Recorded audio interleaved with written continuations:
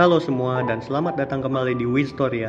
Masih di Kota Bogor, di episode kali ini kita akan membahas tentang Masjid Al-Mustafa, masjid tertua di Kota Bogor. Penasaran? Jangan lupa klik tombol like dan subscribe agar kalian tidak ketinggalan video baru. Tanpa basa-basi, ayo kita selidiki.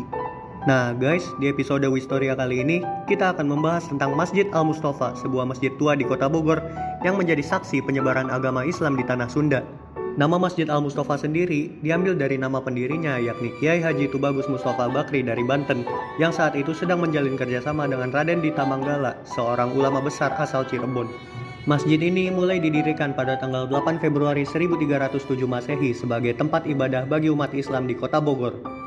Namun, beberapa referensi lain seperti Arsip Sejarah Kota Bogor mengatakan bahwa masjid ini secara resmi beroperasi pada tahun 1728 Masehi, lebih tepatnya di masa pendudukan Belanda.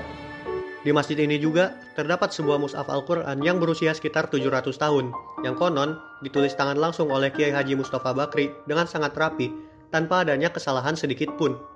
Selain itu, Masjid Al-Mustafa juga memiliki aliran mata air yang sangat jernih dan aman untuk diminum tanpa harus dimasak. Dan air tersebut kerap dijadikan bahan obat-obatan oleh warga setempat. Desain dari arsitektur masjid ini juga dibangun dengan perpaduan gaya budaya Banten, Sunda, dan Cirebon. Hal tersebut berfungsi untuk mempertahankan budaya warisan leluhur dalam proses penyebaran agama Islam di tanah Sunda. Seiring berjalannya waktu, Masjid Al-Mustafa terus mengalami peremajaan sesuai perkembangan zaman. Di antaranya adalah modifikasi dalam bahan infrastruktur dengan menggantikan bahan kayu jati dengan bahan yang lebih kuat. Tak hanya itu, masjid ini juga dimodifikasi dengan fasilitas yang lebih modern. Untuk informasi selengkapnya, mari kita dengarkan penjelasan yang akan disampaikan langsung oleh narasumber kami. Baik, Assalamualaikum warahmatullahi wabarakatuh. Dan saya di sini bersama dengan Pak Kusnadi selaku Ketua DKM Masjid Al-Mustafa. Nah, saya memiliki beberapa pertanyaan nih. Yang pertama, kapan Masjid Mustafa ini diresmikan sebagai sebuah tempat beribadah, Pak? Kalau diresmikan Bapak sendiri kurang begitu tahu, ya cuma Masjid Al-Mustafa ini berdiri yaitu di tengah-tengah pemukiman warga yang dulu namanya bukan Bantar Jati Kaum, tapi namanya dulu Kampung Baru. Nah, dari nama Kampung Baru ini, maka masjid ini dibangun sekitar tahun 1307 Masehi. Bagaimana Masjid Al-Mustafa bisa terbentuk? Masjid Al-Mustafa terbentuk ya dengan cara persaudaraan, dengan cara persatuan, karena dulu mungkin belum ada masjid, maka dalam salah satu perkumpulan ini, salah satu wadah ini, maka bersepakat untuk membangun masjid, yaitu namanya Masjid Al-Mustafa. Al-Mustafa ini diambil dari nama pendiri yaitu Eyang Haji Mustafa. Kenapa ada gagasan ide untuk membuat Masjid Mustafa di masa lalu? Lebih tepatnya pas masih zaman kerajaan Pakuan Pajajaran. Nah, dikarenakan ini salah satu salah satu tempat untuk penyebaran syiar Islam, maka salah satunya didirikan masjid. Mungkin gagasan-gagasan ini berawal dari para tokoh ulama besar, yaitu Eyang Haji Mustafa Bakri dan Eyang Raden Dita Manggala dari Cirebon, juga berikut santri-santrinya. Ya, disitulah gagasan-gagasan timbul untuk istilahnya mendirikan masjid, membangun masjid, dikarenakan ini salah satu sarana, salah satu wadah, yaitu untuk mempersatukan umat Islam yang ada di sekitar wilayah sini. Apa saja peninggalan sejarah yang terdapat di Masjid Al-Mustafa ini? Ya, terima kasih. Peninggalan di Masjid Al-Mustafa sebetulnya ada beberapa hal, cuma yang saat ini masih ada, yang saat ini masih kelihatan, yaitu Al-Quran dan air.